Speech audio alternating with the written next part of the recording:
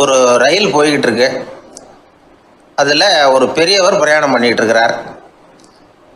எதிரில் ஒரு பெரிய அதிகாரி, ஐஏஎஸ் ஆஃபீஸர் உட்காந்துருக்கிறார். ரெண்டு பேருக்கும் முன்ன பின்ன அறிமுகம் இல்லை. அவர் வேற யாரோ, இவர் வேற யாரோ. ஒரே ரயிலில் பிரயாணம் பண்ணிகிட்டு இருக்கிறாங்க. அதுவும் எதிர்த்த இருக்கையில் ஏதோ ஒரு நகரத்தில் வண்டி நின்றுது. ரெண்டு பேரும் கீழே இறங்கினாங்க. பெரியவர் ஒரு ட்ரங்க் பெட்டியோட கீழே இறங்கினார். அந்த அதிகாரி கையில் ஒரு சின்ன பெட்டி. அவர் அந்த சின்ன பெட்டியை கீழே வச்சுட்டு கூலி கூலின்னு கத்திக்கிட்டு இருந்தார். இந்த பெரியவர் பார்த்தார். ஐயா, இந்த பெட்டி மட்டும்தானா, இல்லை இன்னும் ஏதாவது இருக்குதா அப்படின்னு விசாரித்தார். இப்போ அதிகாரி சொன்னார், இல்லைங்க இது மட்டும்தான் அப்படின்னு சொன்னார். இதுக்கு என்னத்துக்காக கூலி ஆள், நானே எடுத்துக்கிட்டு வரேனே, வாங்க அப்படின்னு சொல்லி அந்த பெட்டியை இந்த பெரியவர் கையில் எடுத்துக்கிட்டார். எடுத்ததும் ரெண்டு பேரும் பேசிக்கிட்டே நடந்து வராங்க. இப்போ பெரியவர் சொன்னார், இப்போ உள்ள நாகரிகம் எப்படி இருக்குன்னா, சுமை கால் பணம், சுமக்கூலி முக்கால் பணம் அப்படிங்கிற மாதிரி இருக்கு. பணத்தை வீணாக்கிறதோட இது கௌரவம்னு வேற நினைக்கிறாங்க அப்படின்னார். அவர் சொல்கிறது சரிதான்.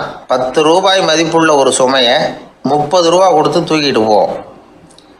நாமே அதை தூக்கினா நமக்கு கௌரவ குறைச்சல் அப்படின்னு நினைப்போம். இதுதான் நம்ம நிலைமை. ஆனால் அந்த பெரியவர் என்ன சொன்னார் தெரியுமா? நீங்கள் எங்கே போகணுமோ அது வரைக்கும் நானே இதை எடுத்துகிட்டு வரேன் அப்படின்னார். அந்த அதிகாரி பக்கத்தில் உள்ள ஒரு ஹோட்டல் வரைக்கும் போனார். பெரியவரும் அங்கே கொண்டுட்டு போய் பெட்டியை வச்சார். உடனே அந்த பெரிய அதிகாரி அவருக்கு பணம் கொடுக்கறதுக்காக பர்ஸை எடுத்தார். உடனே இவர், ஐயா எனக்கு கூலி எதுவும் வேணாம், உங்களுக்கு சேவை செய்கிறது என்னுடைய கடமை. நான் இந்த சேவையை செய்தது பணத்துக்காக இல்லை, அன்புக்காக அப்படின்னு சொல்லிவிட்டார். அதுக்கப்புறம் அவர் நன்றினார். ரெண்டு பேரும் பிரிஞ்சுட்டாங்க. இது முடிஞ்சது. அன்னைக்கு சாயந்தரம் அங்கே ஒரு பெரிய கூட்டம் நடக்குது. இந்த அதிகாரியும் அந்த கூட்டத்துக்கு போகிறார். மக்கள் கூட்டம் ரொம்ப அதிகம். அதனால் இந்த அதிகாரியும் ஒரு ஓரமாக உட்காந்துக்கிட்டார். அப்புறம் கொஞ்ச நேரத்தில் இந்த முக்கிய விருந்தினர் பேசுகிறதுக்காக வரார் மேடைக்கு. மேடையில் இருந்த பெரியவங்கள்லாம் எழுந்திரிச்சு நின்று அவருக்கு மாலை போட்டு மரியாதை செய்கிறாங்க. எங்கேயோ ஒரு மூலையில் உட்காந்துருந்தார் அதிகாரி. அவர் இதை கவனித்தார். அவருக்கு ரொம்ப ஆச்சரியம், அதிர்ச்சி. ஏன்னா அங்கே பேச வந்த முக்கிய விருந்தினர் வேற யாரும் இல்லை, இன்னைக்கு காலையில் இவர் பெட்டியை தூக்கிட்டு வந்தார் பெரியவர், அவர் தான். சரி, அந்த பெரியவர் யார் தெரியுமா? அவர் தான் ஈஸ்வர சந்திர வித்யாசாகர். கூட்டம் முடிஞ்சது. அதிகாரி அவரை தேடி ஓடினார். அவர் கைகளை பிடிச்சிக்கிட்டார். ஐயா என்னை மன்னிச்சுருங்க அப்படின்னாரு. அப்புறம் சொன்னார், அகங்காரங்கிற கெட்ட புத்தி தான் உண்மையை கண்கள்ல இருந்து மறைக்குது. அகங்காரம் தான் மனுஷனை அழிக்குது. நீங்கள் ரொம்ப பெரிய மனிதர், இருந்தாலும் மனிதத்தன்மையோடு நடந்துக்கிறீங்க. இந்த அன்பு, தயவு, பொறுமை இதெல்லாம் இல்லைன்னா மனிதனாக இருக்கிறதுல என்ன பிரயோஜனம் அப்படின்னு சொல்லிவிட்டு அந்த அதிகாரி போனாராம். மனிதத்தன்மைன்னா என்ன அப்படிங்கிற கேள்விக்கு இந்த பெரியவர் ஒரு உதாரணம். இப்பெல்லாம் அப்படியா இருக்கிறாங்க? ஒரு பெரியவர் ஒரு பெட்டியை தூக்கிட்டு வந்துக்கிட்டு இருக்கிறார். ஒரு இளைஞன் ஓடி வந்தான். கொடுங்க சார், நான் தூக்கிட்டு வரேன்னா. கொடுத்தார். வாங்கி தலையில் வச்சுக்கிட்டான். அப்புறம் சொன்னான், அடுத்தவங்க சிரமப்படக்கூடாதுங்கிறது என்னுடைய கொள்கை அப்படின்னா. அது நல்லது தான்னார் அவர். கடைசியில் பெட்டியை கொடுத்தான். வாங்கிக்கிட்டு பர்ஸை திறந்தார் பணம் கொடுக்கறதுக்காக. வேணாங்க அப்படின்னு விட்டான் அந்த இளைஞன். ஏன்னார், நான் சொன்னேன் அடுத்தவங்க சிரமப்படக்கூடாதுங்கிறது என்னுடைய கொள்கைன்னு. அதனால் உங்களுக்கு சிரமம் கொடுக்கக்கூடாதுங்கிறதுக்காக வரும்பொழுது நானே உங்கள் பர்ஸை எடுத்து வேணுங்கிற பணத்தை எடுத்துக்கிட்டு திருப்பி உங்கள் பாக்கெட்லேயே போட்டுட்டேன் அப்படின்னா. இப்படி இருக்குது இந்த காலம். அதனால் வாழ்க்கையில் அன்பு, தயவு, பொறுமை இதெல்லாம் ரொம்ப அவசியம் அப்படிங்கிறத நாம் புரிஞ்சுக்கணும். எனக்கு வாழ்க்கையே வெறுத்து போச்சு சார் அப்படின்னு சொல்லிட்டு ஒருத்தர் வந்தார். வந்து கொஞ்ச நேரம் பேசினதுக்கப்புறம் அவர் அப்படி சொல்லியிருந்தா அதில் ஒரு அர்த்தம் இருந்திருக்கும். வர்றதுக்கு முன்னாடியே வாழ்க்கை வெறுத்து போச்சுன்னு சொல்லிட்டு வர்றார். என்ன சார் விஷயம்னு விசாரித்தோம். எங்கள் வீட்டில் தினம் 3 வேளையும் ஒரே மாதிரி சாப்பாடு சார், வித்தியாசமே கிடையாது. இப்படியே 3 மாதமாக சாப்பிட்டுக்கிட்டு இருக்கிறேன். அதை விட பட்டினி கிடந்து செத்துடலாம்னு தோணுது அப்படின்னார். ஒரு பெரியவர் சொன்ன தத்துவத்தை சொல்கிறதுக்கு ஆள் கிடைக்காம தவிச்சுக்கிட்டு இருந்தோம். இப்போ ஒருத்தர் கிடைச்சிட்டார். விட்டுலாமா? உடனே அவரை உட்கார வச்சு சொல்ல ஆரம்பிச்சிட்டோம். அதாவது நாம் அனுபவிக்கிற உணர்வுகளில் களிப்பு, மகிழ்வு, ஆனந்தம், இது மூணுக்கும் ஒன்றுக்கு ஒன்று வித்தியாசம் உண்டு. மேம்போக்காக பார்க்குறதுக்கு இது மூணு ஒன்று மாதிரி தோணும். ஆனால் அது அப்படி இல்லை. களிப்புங்கிறது உடம்பை பொறுத்தது, மகிழ்வுங்கிறது மனசை பொறுத்தது, ஆனந்தம்ங்கிறது ஆன்மாவை பொறுத்தது. இப்படி இந்த மூன்று வகையான அந்த சுவைப்புகளின் தன்மையும் வேற வேற. இப்போ முதல்ல களிப்புங்கிறத எடுத்துக்குவோம். நம்ம புலன்களுக்கு களிப்பை தரக்கூடிய பொருள்களுக்கு சில விசேஷ குணம் உண்டு. அது எப்படின்னா, சீக்கிரமே சலிப்பை உண்டு பண்ணும். ஒருத்தர் அந்த பொருளை எடுத்துக்கிட்டால் அது இன்னொருத்தருக்கு குறைஞ்சிரும். உணவு, உடை, இதெல்லாம் களிப்பை தரக்கூடிய பொருள்கள். இப்போ உதாரணத்துக்கு, ஒரு சாப்பாட்டு மேசையில் ஒரு பாத்திரத்தில் 10 இட்லி இருக்குது. அதில் ஒரு 2 இட்லியை நம்ம தட்டில் எடுத்து வச்சு சாப்பிட்றோம். நாம் சாப்பிட்ட அந்த இட்லி நிச்சயமாக எதிரில் உட்காந்துருக்கிறவருக்கு இல்லை, அவருக்கு உபயோகப்படாது. நாம் சாப்பிட்ட அதே இட்லியை அவரும் சாப்பிட முடியாது, அவர் வேறு தான் எடுத்து வச்சுக்கணும். அது மாதிரி நாம் ஒரு சட்டையை எடுத்து போட்டுக்கிறோம், அதே சட்டையை அதே நேரத்தில் இன்னொருத்தர் போட்டுக்க முடியாது. புலன்களுக்கு களிப்பை தரக்கூடிய இது மாதிரி பொருள்கள்லாம் முதல் தடவை நமக்கு கொடுக்குற களிப்பை 2வது தடவையும் கொடுக்காது. 3வது தடவை இன்னும் குறையும், கடைசியில் வெறுப்பாக மாறிடும். ஒவ்வொன்றா இட்லியை தொடர்ந்து சாப்பிட்றோம்னு வச்சுக்கோங்க, முதல் இட்லி தரக்கூடிய சுவையை 30வது இட்லி தராது. முதல் தடவை புது சட்டையை போட்டுக்கிறப்போ நமக்கு இருக்கிற களிப்பு அதே சட்டையை 100வது தடவையாக போட்டுக்கிறோம்னு வைங்க, அப்போ இருக்குமா? இருக்காது. இதுதான் களிப்பு. அதாவது சீக்கிரமே சலிப்பை தரக்கூடியது. ஒருத்தர் எடுத்துக்கிட்டால் இன்னொருத்தருக்கு குறைஞ்சி போகக்கூடியது. ஆனால் மகிழ்ச்சிங்கிறது அப்படி இல்லை. ஒருத்தர் அனுபவிக்கிறதுனால இன்னொருத்தருக்கு குறைஞ்சி போகாது. இப்போ காலையில் சூரியன் உதயம் ஆகிறத பார்த்து சந்தோஷப்படுறோம், அதையே இன்னொருத்தரும் பார்த்து சந்தோஷப்படலாம். ஒரு நல்ல சங்கீதத்தை கேட்குறோம், ஒரு அழகான ஓவியத்தை ரசிக்கிறோம், நீங்கள் ரசிக்கிற அதே நேரத்தில் இன்னொருத்தரும் அதை ரசிக்கலாம். அதனால் அது குறைஞ்சி போகிறதில்ல. இது மகிழ்வு. ஆனால் ஒன்று, ஒரே பாடலை திரும்ப திரும்ப கேட்டுக்கிட்டு இருந்தால் கடைசியில் அலுப்பு தட்டும். அதாவது மகிழ்வுங்கிறது எப்படின்னா, மற்றவங்களோட பகிர்ந்து கொள்றதுனால குறையாது. ஆனால் ஒரே பொருள் மீண்டும் மீண்டும் அனுபவிப்பை தர்றப்போ முதல்ல மகிழ்வு அதிகரித்து அதுக்கப்புறம் அது மங்கி மறைஞ்சு போயிடும். இதுதான் அந்த மகிழ்வுங்கிறதுக்கு இலக்கணம். சரி, இப்போ 3வதாக சுகம் தரக்கூடிய ஆனந்தம்ங்கிறது எப்படின்னா, இது நமக்கு உள்ளே இருந்து சுரக்கிறது. மனசு சலனங்கள்லேருந்து விடுபடுறப்போ இந்த ஆனந்தம் நமக்கு கிடைக்கும். இது நிலையான சுகம், ஆத்ம சுகம். களிப்பிலிருந்து மகிழ்வுக்கும், மகிழ்விலிருந்து ஆனந்தத்துக்கும் செல்றது தான் மனிதன் நடத்த வேண்டிய முக்கியமான பயணம். இவ்வளவு விஷயத்தையும் கேட்டுட்டு இந்த காலத்து பையன் ஒருத்தன் வந்தான். சார், இப்போ நீங்கள் ஒரு சாப்பாட்டு மேசையில் ஒரு 10 இட்லி வைக்கிறீங்க, என்ன உட்கார வைங்க, எதிரில் இன்னொருத்தனை உட்கார வைங்க, நான் களிப்பு மகிழ்வுலாம் தாண்டி நேரடியாக ஆனந்தத்துக்கு பயணம் பண்ணி காட்டுறேன் அப்படின்னா. ஒன்றும் புரியல அவன் சொன்னது. அது எப்படி, என்ன பண்ணுவ நீ அப்படின்னு சொல்லி கேட்டோம் ஆச்சரியமா. 2 இட்லி சாப்பிட்டா தானே சார் களிப்பு, நான் 10 இட்லியும் மொத்தமாக சாப்பிட்ருவேன், அடுத்தவனுக்கு எதுவும் கிடைக்காது, அவனுக்கு கிடைக்காதபடி நாமே சாப்பிட்டுடுறோம்ல, அதுதானே நமக்கு ஆனந்தம் அப்படின்னு அதுக்கு ஒரு விளக்கம் சொல்கிறான். ஒரு ஊரில் ஒரு மன்னர் இருந்தார். அவர் பக்கத்து தேசத்து மேலே படையெடுக்கணும்னு நினச்சிக்கிட்டு இருந்தார். அதையும் தன்னுடைய நாட்டோட சேர்த்துக்கணுங்கிற ஆசை. எப்போ படையெடுக்கலாம்னு யோசிச்சுக்கிட்டு இருந்தார். இப்படி யோசிச்சுக்கிட்டு இருந்த சமயத்தில் ஒரு பெரியவர் அவரை தேடிட்டு வந்தார். அவர் அடிக்கடி வருவார், அவர்கிட்ட பேசிக்கிட்டு இருப்பார். இப்போ அப்படி தான் வந்தார். என்ன மன்னா யோசனைன்னாரு. இவர் தன்னுடைய யோசனையை சொன்னார். இந்த சமயத்தில் மன்னருக்கு தாகம் எடுத்தது, தண்ணி குடிக்கணும் போல இருந்தது. உடனே அங்கே இருந்த ஒரு அரண்மனை பணியாளரை கூப்பிட்டார். போய் கொஞ்சம் தண்ணி கொண்டு வாப்பா அப்படின்னார். அந்த பணியாளர் போனார், ஒரு கோலையில் தண்ணி கொண்டு வந்தார். ராஜா கிட்ட நீட்டினார். ராஜா அதை வாங்கி குடிக்கிறதுக்காக வாயிட்ட கொண்டுட்டு போனார். அந்த நேரம் பார்த்து, மன்னா கொஞ்சம் பொறுங்கன்னார் இந்த பெரியவர். ஆவலோட குடிக்க போன மன்னர் அப்படியே நிறுத்திக்கிட்டு பெரியவரை பார்த்தார்.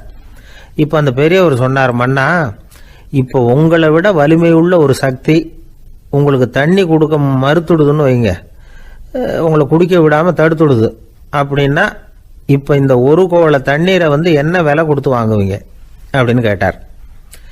இப்போ எனக்கு இருக்கிற தாகத்துக்கு என்னுடைய அரசாங்கத்தில் பாதியையாவது கொடுத்து இந்த தண்ணியை வாங்கிறதுக்கு தயங்க மாட்டேன்னார் அவர். சரி, இப்போ அந்த தண்ணியை குடிங்கன்னார் பெரியவர். மன்னர் ஆவலோடு அந்த தண்ணியை குடித்து முடித்தார். அதுக்கப்புறம் கொஞ்ச நேரம் தன்னுடைய படையெடுப்பை பற்றி சொல்லிக்கிட்டு இருந்தார். கொஞ்ச நேரம் கழித்து மறுபடியும் இந்த பெரியவர் கேட்டார், மன்னா, இப்போ நீங்கள் ஒரு கோவலை தண்ணீரை குடிச்சு முடிச்சுட்டீங்க. இப்போ அந்த தண்ணீர் உங்கள் உடம்பை விட்டு வெளியில் வரக்கூடிய பாதை அடப்பட்டு போச்சு அப்படின்னு வச்சுங்க, அதை வெளியேற்றுவதற்காக நீங்கள் எவ்வளவு செலவழிப்பீங்க அப்படின்னு கேட்டார். மன்னர் யோசனை பண்ணார். அப்படி ஒரு நிலைமை ஏற்பட்டு போச்சுன்னா என்னுடைய அரசாங்கம் பூராவையும் அதுக்கு ஈடாக தர்றதுக்கு கூட தயங்க மாட்டேன்னார். இப்போ அந்த பெரியவர் சொன்னார், எந்த அரசாங்கத்தின் மதிப்பு ஒரு கோவலை தண்ணீர் அளவுக்கு கூட இல்லையோ அந்த அரசாங்கத்தை அடையணுங்கிற பேராசையில் மனிதர்கள் தங்களுடைய சகோதரர்கள் கூடவே சண்டை போட்டுக்கிறாங்களே, அதில் ஏதாவது அர்த்தம் இருக்குதா அப்படின்னாராம். மன்னருக்கு இப்போதான் அர்த்தம் புரிஞ்சுதான். மனசில் தெளிவு உண்டாச்சு. தன் மனசுக்குள்ளே உண்டான வெறியை விரட்டி அடிச்சு விட்டார். அதுக்கப்புறம் நிம்மதியாக ஆட்சி புரிஞ்சார். இப்படி ஒரு கதை. உயிருக்கு என்ன விலை கொஞ்சம் யோசனை பண்ணி பாருங்கள். ஆனால் அது இப்போ எவ்வளோ மலிவாக போயிட்டுது, அதையும் யோசனை பண்ணி பாருங்களேன். ஆசை பேராசையாக மாறுது, அப்புறம் அது வெறியாக ஆகுது, அதுக்கப்புறம் பைத்தியம் பிடிக்குது. இந்த காலத்து மனிதர்களுக்கு 2 விதமான பைத்தியம் பிடிச்சிருக்கிறதாக ஒரு பெரியவர் சொல்கிறார். ஒன்று பணம், இன்னொன்று அதிகாரம். இதெல்லாம் எவ்வளவு காலத்துக்கு நீடிக்கும்? ஒரு சர்வாதிகார நாட்டில் 3 பேர் ஜெயிலில் இருட்டு அறையில் பேசிக்கிட்டு இருக்கிறாங்க. நீ எப்படி இந்த ஜெயிலுக்கு வந்த அப்படின்னு ஒருத்தர் கேட்டாராம்.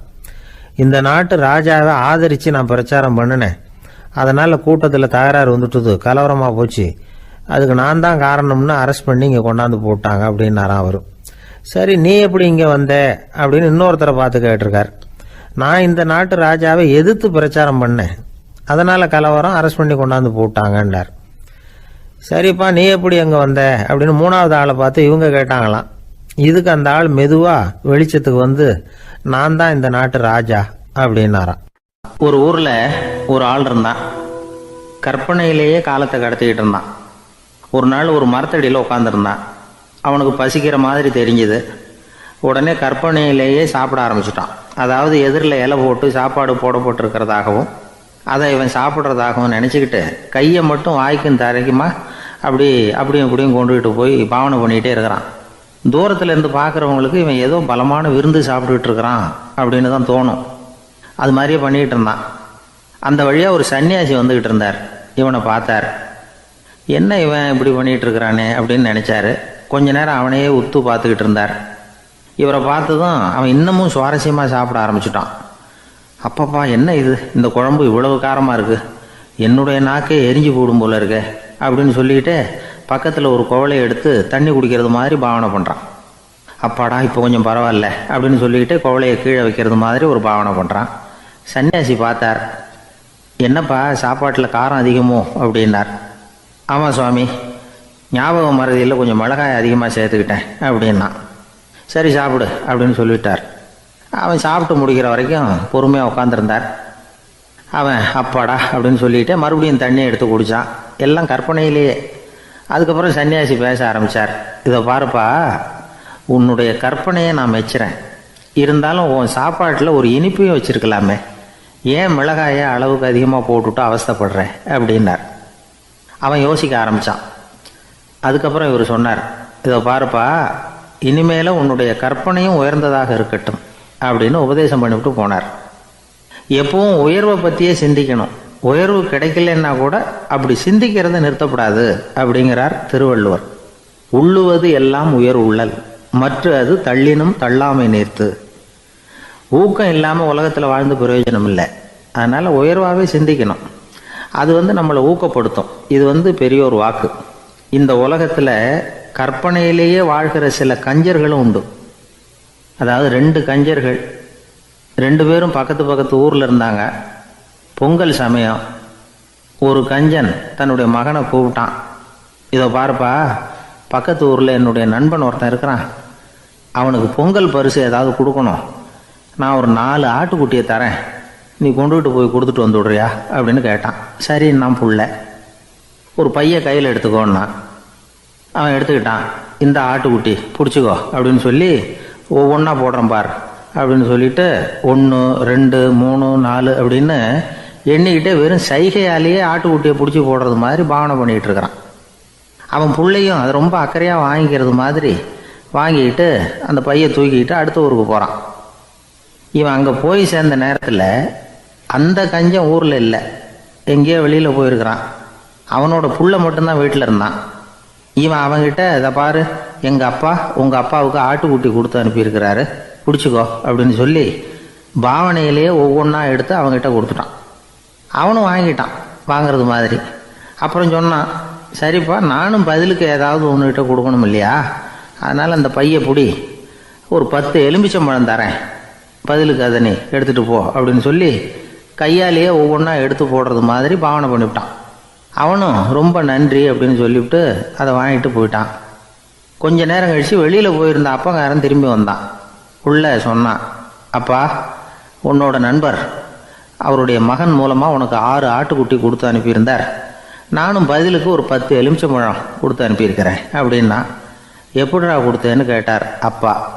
இப்படி தான் கொடுத்தேன்னு சொல்லி சைகையிலேயே காட்டினான். இதை பார்த்ததும் அப்பங்காரனுக்கு பயங்கரமாக கோவம் வந்துட்டுது. பலார்னு அரைஞ்சுட்டான் பையனை.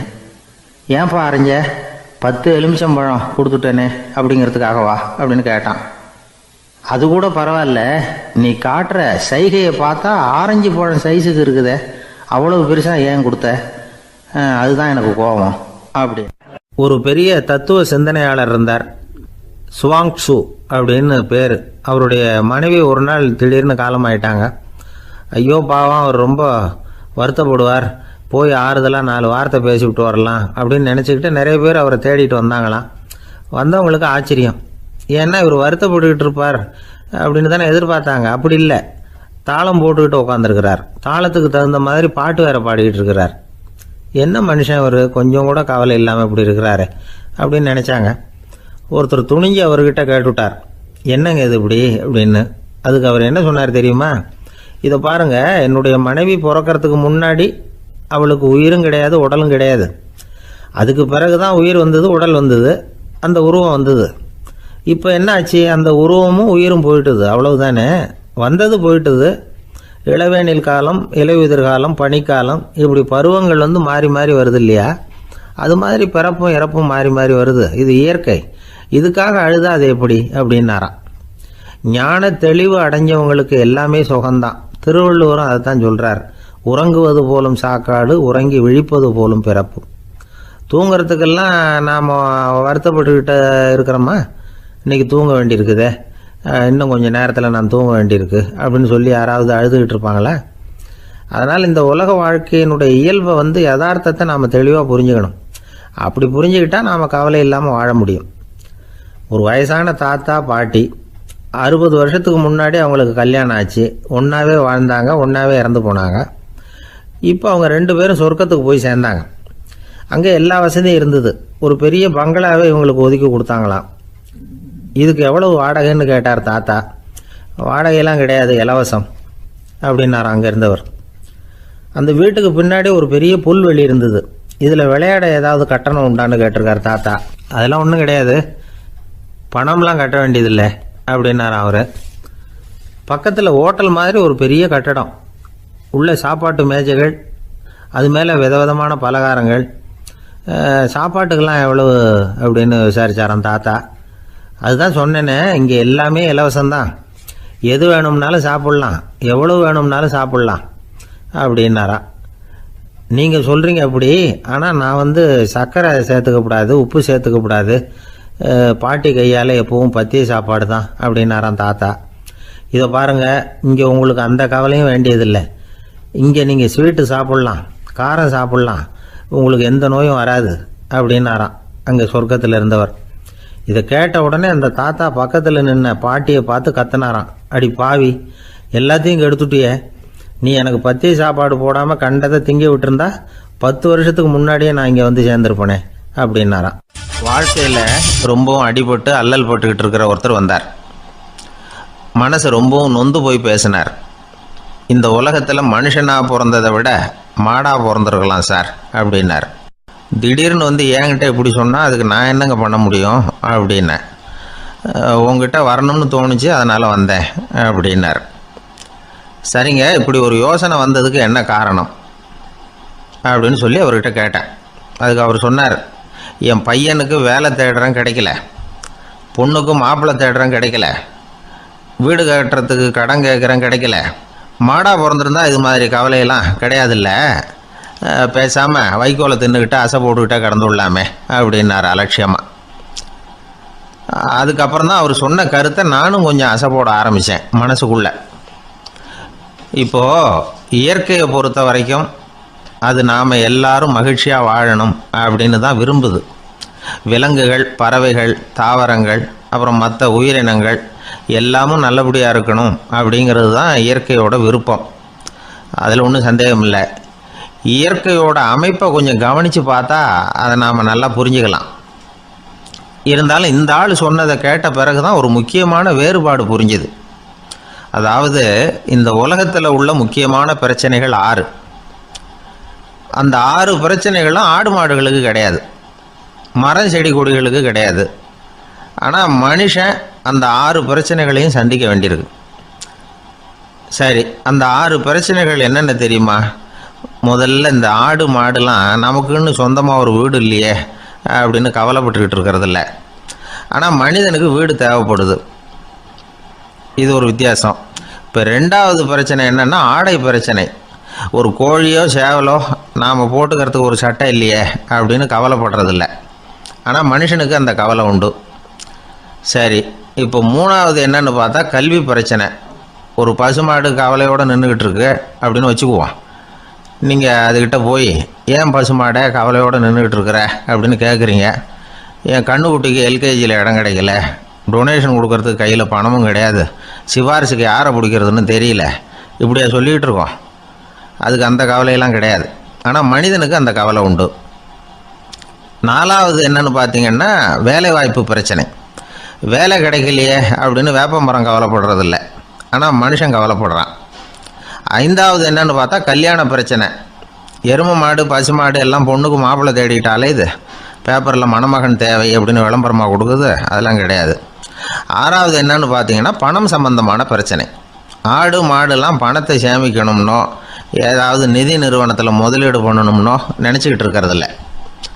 பணத்தை எப்படி காப்பாற்றுறது அப்படிங்கிற கவலையும் அதுகளுக்கு கிடையாது. குதிரை வந்து குளம்போடு பிறக்குது, அதனால் அது காடு மேடெல்லாம் கவலை இல்லாமல் தெரியலாம். ஆடு வந்து உடம்பில் ரோமத்தோடு பிறக்குது, அதனால் அது குளிரை பற்றி கவலைப்பட வேண்டிய அவசியம் இல்லை. ஆனால் மனுஷனை பார்த்திங்கன்னா அவன் தான் ஒன்றும் இல்லாமல் பிறக்கிறான். ஏன் இந்த பாகுபாடு அப்படின்னு கேட்டால் இதை பற்றி கொஞ்சம் சிந்திச்சு பார்க்கணும். அதாவது இந்த சந்தேகத்தை ஒரு பெரியவர்கிட்டையும் கேட்டேன். அவர் சொன்னார் இதுக்கு பதில். அவர் இதே கேள்வியை இயற்கை கிட்ட கேட்டாராம். இயற்கை பதில் சொல்லிச்சான். வேறு யாருக்கும் கொடுக்காத ஒரு வலுவான கருவியை, ஒரு பவர்ஃபுல் வெப்பன் மனுஷனுக்கு கொடுத்துருக்குறேனே, அந்த கருவியை உபயோகப்படுத்தி அந்த 6 பிரச்சனையை மட்டும் இல்லை 6 கோடி பிரச்சனைகள் இருந்தாலும் அதையெல்லாம் சமாளிக்கலாம். அது கருவி என்ன தெரியுமா? அதுதான் 6வது அறிவு. அதை உபயோகப்படுத்தினா காலுக்கு செருப்பு தயார் பண்ணிக்கலாம், குளிருக்கு போர்வை தயார் பண்ணிக்கலாம், என்ன வேணும்னாலும் செய்யலாம் அப்படின்னு இயற்கை பதில் சொல்லிச்சான். அதனால் நாம் செய்ய வேண்டியது என்னென்னா இயற்கையை முதல்ல சரியாக புரிஞ்சுக்கணும். இயற்கையின் படைப்பையே நாம் சரியாக புரிஞ்சுக்கிறது இல்லையே, அதுதான் வேதனை. இந்த கதையை கேளுங்க. இப்போ நகரத்திலேருந்து ஒரு ஆள் கிராமத்துக்கு வந்தான். அங்கே ஒரு சிறுவன் மாடு மேய்ச்சிக்கிட்டு இருந்தான். நகரத்து ஆள் சொன்னான், எவ்வளோ அழகான பசு, அது சரி இதுக்கெல்லாம் ஏன் கொம்பு இல்லைன்னா. இதுக்கு அந்த பையன் பதில் சொன்னான், பசுமாட்டுக்கு கொம்பு இல்லாததுக்கு பல காரணங்கள் உண்டு. கண்ணுக்குட்டியாக இருந்தால் கொம்பு இருக்காது, பசு வளர்ந்து பெருசானதுக்கு அப்புறம் தான் கொம்பு முளைக்கும், இது ஒரு காரணம். சில சமயம் வளர்கிற கொம்பை எடுத்து விடுறது உண்டு, அது ஒரு காரணம். ஆனால் இதுக்கு ஏன் கொம்பு இல்லைன்னு கேட்குறீங்க, அதுக்கு என்ன காரணம்னா இது பசு இல்லை குதிரை அப்படின்னானா. ஒரு சிகை அலங்கார கூடம், ரொம்ப சுறுசுறுப்பாக எல்லாரும் வேலை செஞ்சுக்கிட்டு இருக்கிறாங்க. முடி வெட்டிக்க வந்திருக்கிறவங்க நிறைய பேர், எல்லாரும் வரிசையாக உட்காந்துருக்குறாங்க. அந்த சமயத்தில் திடீர்னு கதவை திறந்துக்கிட்டு ஒருத்தர் உள்ளே வர்றார். அவர் ஒரு பெரிய மனிதர், அவரும் முடி வெட்டிக்கிறதுக்காக தான் உள்ளே வந்திருக்கிறார். அவரை பார்த்த உடனே அங்கே வரிசையில் உட்காந்துருந்தவங்க எல்லாரும் எழுந்திரிச்சு அவர்கிட்ட வந்துட்டாங்க. அவரை சுற்றி நின்றுக்கிட்டாங்க. எப்படி இருக்கிறீங்க, நல்லா இருக்கீங்களா அப்படின்னு விசாரிக்க ஆரம்பிச்சிட்டாங்க. எல்லாம் முடிஞ்சதும் வந்தவர் கேட்டார், வரிசையில் கடைசியாக இருக்கிறவர் யார் அப்படின்னு கேட்டார். ஏன்னு கேட்டாங்க. நான் அதுக்கு அடுத்தபடியாக உட்காரணும், அதுக்காக தான் கேட்குறேன் அப்படின்னார். உடனே அங்கே இருந்தவங்கெல்லாம் என்ன சொன்னாங்க தெரியுமா? நீங்கள் வரிசையில் காத்திருக்கக்கூடாது, நீங்கள் அரசாங்கத்தின் தலைவர், உங்களுக்கு நேரம் முக்கியம், அதனால் நீங்கள் முன்னாடி போங்க அப்படின்னு சொன்னாங்க. ஆனால் அதை அவர் கேட்கல. தோழர்களே, உங்களுடைய கருத்துக்கு ரொம்ப நன்றி. எல்லாரும் வரிசையாக தான் வரணும், அதுதான் முறை. வரிசையில் வரணுங்கிற நடைமுறையை நானும் பின்பற்ற விரும்புகிறேன். நாம் எல்லாரும் சமமானவர்கள் அப்படின்னார். இப்படி சொல்லிவிட்டு வரிசையில் கடைசியாக இருந்த ஒரு நாற்காலியில் போய் உட்காந்துக்கிட்டார். தன் சட்டை பையில் இருந்த ஒரு செய்தித்தாளை எடுத்தார், படிக்க ஆரம்பிச்சிட்டார். ஆனால் அங்கே இருந்தவங்களால இதை பார்த்துக்கிட்டு சும்மா இருக்க முடியல. ஒருத்தர் எழுந்திரிச்சு வந்தார். ஐயா, இப்போ என்னுடைய முறை வந்திருக்குது, நான் தான் போக வேண்டிய முறை. உங்களை இங்கே காத்திருக்க வைக்கிறத விட ஒரு 5 ஆண்டுகளுக்கு கூட நான் முடிவெட்டிக்காமே இருந்துட முடியும் அப்படின்னார். அவர் மறுபடியும் சொன்னார், ஐயா, நீங்கள் வரிசை முறையை தாண்டி போக விருப்பப்படல, சரி, ஆனால் என்னுடைய முறையை மாற்றி கொடுக்கறதுக்கு எனக்கு முழு உரிமை இருக்குது. இதுக்கு பதிலாக உங்களுடைய கடைசி இடத்த நான் எடுத்துக்கிறேன், இதை நீங்கள் மறுக்க முடியாதுன்னார். அங்கே இருந்த மற்றவங்களும் இதை ஒரு மனசாக வற்புறுத்த ஆரம்பிச்சிட்டாங்க. அந்த பெரிய மனிதர் பார்த்தார், சரின்னு கடைசியாக ஒத்துக்கிட்டார். அவர் யார் தெரியுமா? அவர் தான் மாவீரர் லெனின். ரஷ்யாவில் கிரெம்ளின் சிகை அலங்கார கூடத்தில் தான் இது நடந்தது. எல்லாரும் இந்நாட்டு மன்னர்கள்னு வாயளவில் பேசுறதுல என்ன பிரயோஜனம்? நாம் எல்லாரும் சமங்கிறத நடைமுறையில் கடைபிடிச்சி காட்டினவங்க கொஞ்சம் பேர் தான். அவங்களில் ஒருத்தர் தான் லெனின். வரிசையில் நின்று வர்றதுங்கிறது ஒரு சிறந்த பண்பு, உயர்ந்த பண்பு. இன்றைக்கி பல இடங்களில் அது நமக்கு தேவைப்படுது. ஒரு ரேஷன் கடைவாசல், கடை திறக்கிறதுக்கு முன்னாடியே எல்லாரும் வரிசையில் நின்றுட்டாங்க. கடைசியாக வந்த ஒருத்தர் கியூவில் முன்னாடி போகிறதுக்கு முயற்சி பண்ணுறார். ஏற்கனவே நின்றுட்டு இருக்கிறவங்க அவரை முன்னாடி போகிறதுக்கு விட மாட்டேங்கிறாங்க. கடைசியாக போய் நில்லையா அப்படின்னு எல்லாரும் கத்துறாங்க. அது அவர் காதில் வாங்கலை. முண்டி அடிச்சுக்கிட்டு முன்னாடி போகிறதுக்கே முயற்சி பண்ணிகிட்டு இருக்கிறார். எல்லாரும் சேர்ந்து அவரை வலுக்கட்டாயமாக இழுத்து கொண்டாந்து பின்னாடி கொண்டு போய் நிறுத்திவிட்டாங்க. நிறுத்திவிட்டு சொன்னாங்க, இதை பாருப்பா, நாங்கள் இருக்கிற வரைக்கும் நீங்கள் முன்னாடி போய் எதையும் வாங்க முடியாது, தெரிஞ்சுக்கோ அப்படின்னாங்க. இப்போ அந்த ஆள் சொன்னாராம், நான் இங்கே பின்னாடி நிற்கிற வரைக்கும் நீங்களும் எதுவும் வாங்க முடியாது அப்படின்னாராம். ஏன்னு கேட்டிருக்கிறாங்க. நான் தான் அந்த கடையை திறக்க வேண்டிய ஆள் அப்படின்னா. கிபி 1078 வருஷம் மார்ச் மாதம் 19ஆம் தேதி திங்கட்கிழமை அதிகாலை நேரம் ஒரு குழந்தை பிறந்தது. எங்க தெரியுமா? காஸ்பியன் கடலுக்கு தெற்கே பாரசீக மொழி வழங்கிய தபரிஸ்தான் மாநிலத்துல ஜீலான்கிற புனித நகர், அதோட புறநகர் பகுதியில உள்ள நீப்புங்கிற ஊர்ல தான் அந்த குழந்தை பிறந்தது. அந்த இடம் இப்போ ரஷ்யாவில் இருக்கு. அந்த குழந்தை யாருன்னு நினைக்கிறீங்க? அதுதான் முஹித்தீன் பெருமான், ஆன்மீக சாதனைகள் புரிந்த மகான் முஹித்தீன் ஆண்டகை. தன்னுடைய 18வது வயசுல உயர்கல்விக்காக ஜீலான் நகரத்தை விட்டு பகுதாத் நகரத்துக்கு புறப்பட்டு போறார். இளம் பிராயம் தானே, அதனால துணைக்கு ஒரு வர்த்தக கூட்டத்தோட சேர்ந்து போயிட்டு இருக்கிறார். ரொம்ப தூரம் போகணும். ஒவ்வொரு இடமா தங்கி தங்கி போயிட்டு இருக்கிறாங்க. ஒரு இடத்துல ஒரு கொள்ளை கூட்டம் பயங்கரமான ஆயுதங்களோட அவங்கள வழிமறிச்சுட்டுது. அந்த வர்த்தக கூட்டம் வச்சிருந்த பொருள்களை எல்லாம் அவங்க பறிச்சு விடுறாங்க. இவங்களும் பயந்துகிட்டு இருந்தது எல்லாத்தையும் அவங்க கிட்ட கொடுத்துடுறாங்க. முஹித்தீன் ஆண்டகை மட்டும் இதையெல்லாம் பார்த்துக்கிட்டு தனியா ஒதுங்கி நிற்கிறார். ஒரு 18 வயசு பையன் மட்டும் இப்படி தனியா அநாத சிறுவன் மாதிரி நின்றுட்டு இருக்கிறத அந்த கொள்ளை கூட்டத்தில் இருந்த ஒருத்தன் பாக்குறான். கிட்ட நெருங்கி வர்றான். அலட்சியமாகவும் கிண்டலாகவும் உங்ககிட்ட ஏதாவது இருக்குதா அப்படின்னு கேட்கறான். இவங்கிட்ட என்ன இருக்க போகுது அப்படிங்கிற நம்பிக்கையில அவன் அப்படி கேட்கறான். உடனே இவரு, ஓ இருக்குதே, என்கிட்ட 40 தீனார் இருக்கு அப்படிங்கிறார். இப்படி சொல்லியும் அந்த கொள்ளைக்காரனுக்கு நம்பிக்கை வரல. என்னிடம் விளையாடாத, பொய் சொல்லாத, உண்மையை சொல்லு அப்படிங்கிறான் அவன். உண்மையை தான் சொல்றேன், என்கிட்ட 40 தீனார் இருக்கு அப்படிங்கிறார் இவர். எங்க வச்சிருக்கிற அப்படின்னு கேக்குறான். சட்டையின் விழாப்புறத்துல உள்ள பகுதியில அதை வச்சு தச்சிருக்கிறாங்க அப்படின்னு உண்மையை சொல்றார். உடனே கொள்ளை கூட்ட தலைவன் அதை கத்தியால கீறிப்பார் அப்படின்னு உத்தரவு போடுறான்.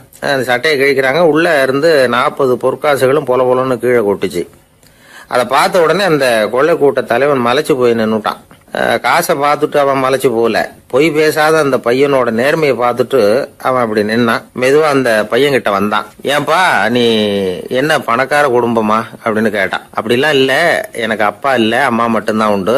எங்க அப்பா எனக்குன்னு விட்டு போன சொத்தே இந்த 40 தீனார் தான் அப்படின்னாரு இவர். அப்படி இருந்துமா உண்மை பேசணும்னு ஆசைப்பட்டேன், என்கிட்ட ஒண்ணும் இல்லைன்னு ஒரு வார்த்தை சொன்ன உன்னை விட்டுருப்போமே அப்படின்னா அவன். அப்படி இல்லைங்க, நான் இறைவன் திருநாமத்தை அறியக்கூடிய கல்வி ஞானத்துக்காக இப்ப போயிட்டு இருக்கிறேன். இறைவன் திருநாமத்தை உச்சரிக்க வேண்டிய நாவால பொய் பேசக்கூடாதுன்னு எங்க அம்மா சொல்லியிருக்கிறாங்க. அதனால நான் எப்பவுமே பொய் சொல்ல மாட்டேன் அப்படின்னு என்னுடைய தாய்க்கு வாக்கு கொடுத்திருக்கிறேன் அப்படின்னார் அவர். முஹையத்தீன் பெருமான் வார்த்தைகளை கேட்ட அந்த கொள்ளையர்கள் மனம் திருந்தி நல்லவங்களா ஆயிடுறாங்க. அந்த கொள்ளையர் தலைவன் பிற்காலத்துல ஒரு பெரிய மகான் ஆயிடுறார். பெரியவர்கள் வாழ்க்கையில நடக்கிற இது மாதிரி சம்பவங்கள் தான் நாம நல்ல விதமா வாழறதுக்கு துணையா இருக்கும். அந்த காலத்துல கொள்ளையர்களே பெரியவங்க செயலை பார்த்து மனம் திருந்தி இருக்கிறாங்க. இந்த காலத்துல யார் இப்படி இருக்கிறா? இந்த காலத்துல மகான் ஒருத்தரை பார்த்தேன், எனக்கு வேண்டியப்பட்ட மகான். ஏங்க நீங்களும் மகான் ஆகிறதுக்கு முன்னாடி கொள்ளை அடிச்சுட்டு இருந்தீங்களா அப்படின்னு கேட்டேன். அவர் மெதுவா கண்ணை திறந்து என்ன நிமிர்ந்து பார்த்தார். அப்படி இல்லப்பா, நான் கொள்ளை